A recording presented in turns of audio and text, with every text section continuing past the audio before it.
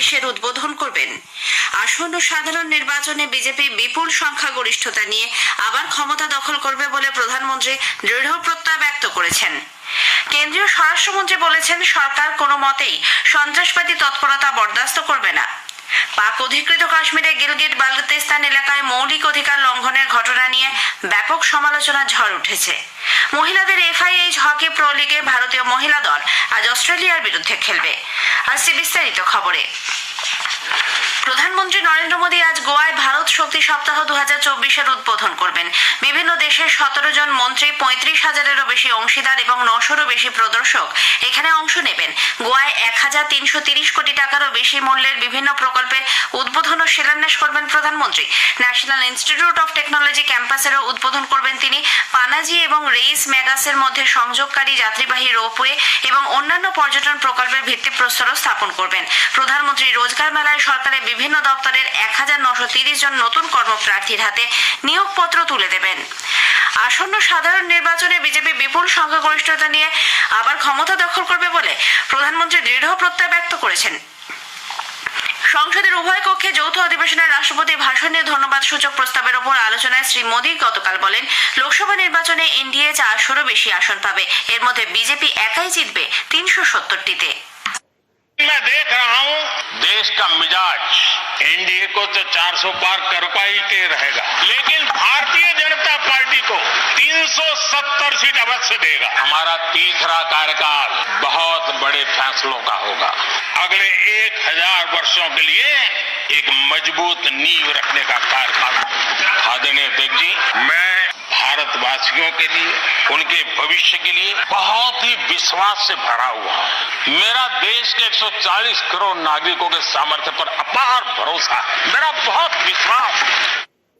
তার সরকার তৃতীয়বারের জন্য ক্ষমতায় এলে আরো কিছু গুরুত্বপূর্ণ সিদ্ধান্ত ও পদক্ষেপ গ্রহণ করবে বলে শ্রী মোদী অর্থহীন ভাষায় জানান। NDA সরকারের এই মেয়াদকালেই ভারত বিশ্বের তৃতীয় বৃহত্তম অর্থনীতি হিসেবে আত্মপ্রকাশ করবে বলে তিনি আস্থা ব্যক্ত করেছেন। একে তিনি এক নরেন্দ্র মোদী গ্যারান্টি হিসেবে অবহিত করেন। বর্তমান সরকারের বিভিন্ন সাফল্যের খতিয়ান তুলে ধরে শ্রী মোদী বলেন, মুদ্রাস্ফীতি নিয়ন্ত্রণে আনা, অর্থনৈতিক বিকাশ ত্বরান্বিত করা, পরিকাঠামো ক্ষেত্রে লগ্নি ও কর্মসংস্থানের সুযোগ সৃষ্টি সহ বিভিন্ন গুরুত্বপূর্ণ পদক্ষেপ নেওয়া হয়েছে। মহিলা, যুব, কৃষক ও দরিদ্রদের ক্ষমতায়ন বিকশিত ভারতের লক্ষ্য পূরণে সহায়ক হবে বলে প্রধানমন্ত্রী মন্তব্য করেছেন। সংসদের উভয় কক্ষে তিনি গতকাল বলেন, 4টি স্তম্ভের ওপর গুরুত্ব আরোপ করা হয়েছে। ভারতের অর্থনৈতিক বিকাশের গতির প্রশংসা করেছে গোটা বিশ্ব। গত কয়েক বছরে বিভিন্ন ক্ষেত্রে দেশের অর্জিত কৃতিত্বের ওপর উপেক্ষার জন্য বিরোধী দলগুলির সমালোচনা করেন প্রধানমন্ত্রী। তিনি বলেন, রাজনৈতিক দলগুলির স্বজনপ্রীতি গোটা দেশের জন্য উদ্বেগের এবং গণতন্ত্রের জন্য বিপজ্জনক। देश के लोकतंत्र के लिए परिवारवादी राजनीति, पारिवारिक पार्टियों की राजनीति, ये हम सबकी चिंता का विषय होना चाहिए। और इसलिए मैं किसी परिवार के 2 लोग अगर प्रगति करते हैं, उसको तो मैं स्वागत करूंगा। 10 लोग प्रगति करें, मैं स्वागत करूंगा। देश में जितनी नई पीढ़ी अच्छे लोग आए, स्वागत योग्य है। सवाल यह है कि परिवार ही पार्टियां चलाती है। पक्का है ये अध्यक्ष नहीं होगा तो उसका बेटा होगा, ये नहीं होगा तो उसका बेटा होगा। ये लोकतंत्र का खतरा है। রাজ্যগুলিকে করের টাকা হস্তান্তরের বিষয়টি অর্থ কমিশনের সুপারিশ মেনেই করা হয়। এখানে কেন্দ্রীয় সরকারের কোনো ভূমিকা নেই বলে অর্থমন্ত্রী নির্মলা সীতারামন জানিয়েছেন। তিনি বলেন, এক্ষেত্রে কেন্দ্রীয় সরকারের বিরুদ্ধে বৈষম্যের অভিযোগ তুলে কিছু রাজ্য উদ্দেশ্যপ্রণোদিতভাবে প্রচার চালাচ্ছে। অর্থ কমিশনের বিষয়ে কেন্দ্রীয় সরকারের কথা বলার কোনো অধিকারই নেই। কর্ণাটক এবং অন্যান্য অবিজেপি শাসিত রাজ্যগুলিতে কেন্দ্রীয় সরকার কর বাবদ প্রাপ্য অর্থের পরিমাণ হ্রাস করেছে বলে কংগ্রেস নেতা অধীর রঞ্জন চৌধুরীর আনা অভিযোগের ভিত্তিতে শ্রীমতী সীতারামন গতকাল একথা জানিয়েছেন। The GST, particularly the SGST, the state GST, goes 100% to the states. No one can do anything with it. It has automatic provision that 100% collected by the states will be with them. অর্থমন্ত্রী বলেছেন, অর্থ commission বিভিন্ন অংশীদারের সঙ্গে আলোচনার পর এ বিষয়ে সুপারিশ করে থাকে। অর্থ পরিষেবা দপ্তরের সচিব ডক্টর বিবেক যোশী আজ নতুন দিল্লিতে ব্যাংকিং ও বীমা সংক্রান্ত ক্ষেত্রে আমদানি ও রপ্তানিকারকদের সামনে উদ্ভূত ইস্যুগুলি নিয়ে একটি পর্যালোচনা বৈঠকে সভাপতিত্ব করবেন। বিদেশ মন্ত্রক, বাণিজ্য দপ্তর এবং অর্থ মন্ত্রকের বরিষ্ঠ আধিকারিকরা এই বৈঠকে যোগ দেবেন। এক বিবৃতিতে অর্থ মন্ত্রক জানিয়েছে, বীমা ক্ষেত্রে নানা পরিষেবা প্রদানে বিলম্বের বিষয়টি আলোচনায় বিশেষ গুরুত্ব দেওয়া হবে।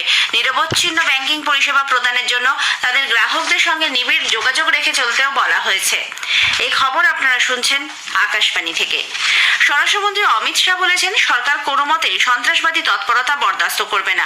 সন্ত্রাসবাদের বিরুদ্ধে তারা জিরো টলারেন্স নীতি গ্রহণ করেছেন।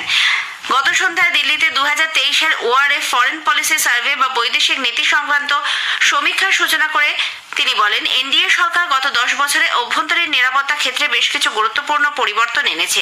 এই এক দশকে নিরাপত্তা ক্ষেত্রে দেশে যে ধরনের উল্লেখযোগ্য পদক্ষেপ গ্রহণ করা হয়েছে, স্বাধীনতার পর থেকে এ পর্যন্ত তা আর হয়নি। इंटरनल सिक्योरिटी के क्षेत्र में भारत ने अपनी कॉन्क्रीट पॉलिसीज के आधार पर आमूलचूल परिवर्तन किया है और मैं निश्चित रूप से ये कह सकता हूं कि आजादी के 75 साल के अंदर इतना बदलाव देश की इंटरनल सिक्योरिटी के लिए किया गया होगा और पॉलिसी चेंजेस के आधार पर इंटरनल सिक्योरिटी को सुनिश्चित करने का भी ये 10 साल में शायद आजादी के बाद पहला सफल प्रयास हुआ है। অমিত শাহ আরও বলেন, 2024 সাল গোটা বিশ্বের জন্য গুরুত্বপূর্ণ, কারণ এবছর 40টি গণতান্ত্রিক দেশে নির্বাচন অনুষ্ঠিত হতে চলেছে। প্রায় 330 কোটি মানুষ এই নির্বাচনে ভোট দেবেন। ভারতের সাফল্যের গল্প এখন সারা বিশ্বে চর্চিত। প্রধানমন্ত্রী নরেন্দ্র মোদী বিশ্বের সব থেকে জনপ্রিয় রাষ্ট্রপ্রধান এবং মানুষ আজ ভারতকে বিশ্ব মিত্র হিসেবে বিবেচনা করেন বলে তিনি মন্তব্য করেছেন।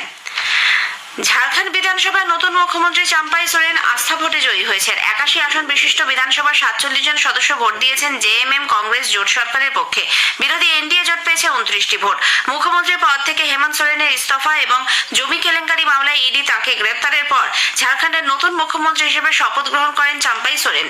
বিধানসভায় নবগঠিত সরকারের সংখ্যাগরিষ্ঠতা প্রমাণের জন্য আস্থা ভোট গ্রহণ করা হয়। পিএমএলএ আদালতের অনুমতিতে প্রাক্তন মুখ্যমন্ত্রী হেমন্ত সোরেন ভোট প্রক্রিয়ায় অংশ নেন। চাম্পাই সোরেন বলেন, তিনি এবং তার সরকার হেমন্ত সোরেনের উন্নয়ন পরিকল্পনা অনুযায়ী কাজ করবেন। এর আগে রাজ্যপালের অভিভাষণের মধ্যে দিয়ে বিধানসভার দুদিনের অধিবেশন শুরু হয়েছে। আস্থা ভোটের পরই কংগ্রেস নেতা রাহুল গান্ধী ভারত জোড়ো ন্যায় যাত্রায় যোগ দেওয়ার আগে জেএমএম নেতা হেমন্ত সোরেনের স্ত্রী কল্পনা সোরেনের সঙ্গে সাক্ষাৎ করেন। এদিকে তপশিলি জাতীয় উপজাতিদের উপর নির্যাতন প্রতিরোধ আইনের অধীনে এনফোর্সমেন্ট নির্দেশালয় ইডির আধিকারিকদের বিরুদ্ধে হেমন্ত সোরেনের এফআইআরকে চ্যালেঞ্জ জানিয়ে ইডি ঝাড়খণ্ডের হাইকোর্টে দ্বারস্থ হয়েছে। অযোধ্যায় রাম মন্দির নির্মাণের জন্য প্রধানমন্ত্রী নরেন্দ্র মোদীর প্রশংসা করে গুজরাট বিধানসভায় সর্বসম্মতিক্রমে একটি প্রস্তাব পাঠ হয়েছে। মুখ্যমন্ত্রী ভূপেন্দ্র প্যাটেল বলেন, প্রধানমন্ত্রী এক ভারত শ্রেষ্ঠ ভারত মন্ত্র নিয়ে দেশজুড়ে সাংস্কৃতিক এবং ধর্মীয় নবজাগরণ ঘটিয়েছেন। দেশের তীর্থস্থানগুলির সার্বিক বিকাশে এক নতুন দিশা দিয়েছেন প্রধানমন্ত্রী। প্রত্যেক পরিবারকে ছাদ, সুখাদ্য, জল, বিদ্যুৎ এবং স্বাস্থ্য পরিষেবা দেওয়ার যে গ্যারান্টি প্রধানমন্ত্রী দিয়েছেন তা প্রকৃত অর্থেই রামরাজ্যের উদাহরণ বলে তিনি মন্তব্য করেন। বিদেশমন্ত্রী ডক্টর এস জয়শঙ্কর গতকাল নতুন দিল্লিতে বিদেশ মন্ত্রকের নিরস্ত্রীকরণ ও আন্তর্জাতিক নিরাপত্তা বিষয়ক চতুর্থ কমিটির সদস্যদের সঙ্গে মতবিনিময় করেছেন। পরে সোশ্যাল মিডিয়ায় এক বার্তায় ডক্টর জয়শঙ্কর বলেন, সাম্প্রতিক ভূ রাজনৈতিক ঘটনাবলী, নতুন প্রযুক্তির চ্যালেঞ্জ ও সম্ভাবনা, অর্থনীতি এবং বিশ্বায়নের রাজনীতি নিয়ে তাদের মধ্যে আলাপ আলোচনা হয়। এছাড়া প্রযুক্তি নির্ভর গণতন্ত্র, স্বচ্ছতা এবং আঞ্চলিক নিরাপত্তার মতো কিছু বিষয় তাদের আলোচ্য সূচিতে ছিল। পাক অধিকৃত কাশ্মীরে গিলগিট বালতিস্তান এলাকায় মৌলিক অধিকার লঙ্ঘনের ঘটনা নিয়ে ব্যাপক সমালোচনার ঝড় উঠেছে। রাজনৈতিক, ধর্মীয় ও সামাজিক সংগঠনগুলির গমের মূল্য বৃদ্ধি ও ভর্তুকি বাতিলের সরকারি সিদ্ধান্তে তীব্র অসন্তোষ ব্যক্ত করেছে। স্থানীয় বাসিন্দারাও লোডশেডিং, মুদ্রাস্ফীতি এবং অত্যাবশ্যক সামগ্রীর চাহিদার মতো জোগাড় না থাকায় তীব্র প্রতিবাদ জানাচ্ছেন। তারা অবিলম্বে সরকারের কাছ থেকে এই মূল্য বৃদ্ধির ব্যাপারে জবাবদিহিও তলব করেছেন। ক্ষুব্ধ বাসিন্দাদের আরও অভিযোগ, যে সরকারি ক্ষমতায় থাকুক না কেন তারা নিজেদের স্বার্থে বিভিন্ন সুযোগ সুবিধা লাভ করে থাকে, যা আমজনতার পক্ষে আরোই হতাশাজনক। মহিলাদের এফআইএইচ হকি প্রো লিগে ভারতীয় মহিলা দল আজ অস্ট্রেলিয়ার বিরুদ্ধে খেলবে। ভুবনেশ্বরের কলিঙ্গ স্টেডিয়ামে গত রবিবার তারা নেদারল্যান্ডসের কাছে 1-3 গোলে পরাজিত হয়। এই নিয়ে টানা দ্বিতীয়বার পরাজয়ের সম্মুখীন হলো ভারত। এর আগে 2022-এর এপ্রিলে ভারত নেদারল্যান্ডসের মুখোমুখি হয়েছিল। সেই ম্যাচটি 1-1 গোলে ড্র হয়। ভারত আজ অনূর্ধ্ব 19 ক্রিকেট বিশ্বকাপের সেমিফাইনালে দক্ষিণ আফ্রিকার মুখোমুখি হবে। বেননি সাহারা পার্ক উইলোমিউর ক্রিকেট স্টেডিয়ামে খেলা শুরু হবে ভারতীয় সময় দুপুর 3টায়। টুর্নামেন্টে এখনো পর্যন্ত অপরাজিত টিম ইন্ডিয়া আত্মবিশ্বাস নিয়ে মাঠে নামছে। ব্যাটে মুশির খান, অধিনায়ক উদয় সাহারান ছন্দে রয়েছেন। এই দুজন ব্যাটার টুর্নামেন্টে সর্বোচ্চ উইকেট সংগ্রাহক। শেষ করার আগে খবরের বিশেষ কিছু অংশ আরও একবার। প্রধানমন্ত্রী আজ গোয়ায় ভারত শক্তি সপ্তাহ 2024-এর উদ্বোধন করবেন। আসন্ন সাধারণ নির্বাচনে বিজেপি বিপুল সংখ্যাগরিষ্ঠতা নিয়ে আবার ক্ষমতা দখল করবে বলে প্রধানমন্ত্রী দৃঢ় প্রত্যয় ব্যক্ত করেছেন। খবর শেষ হলো।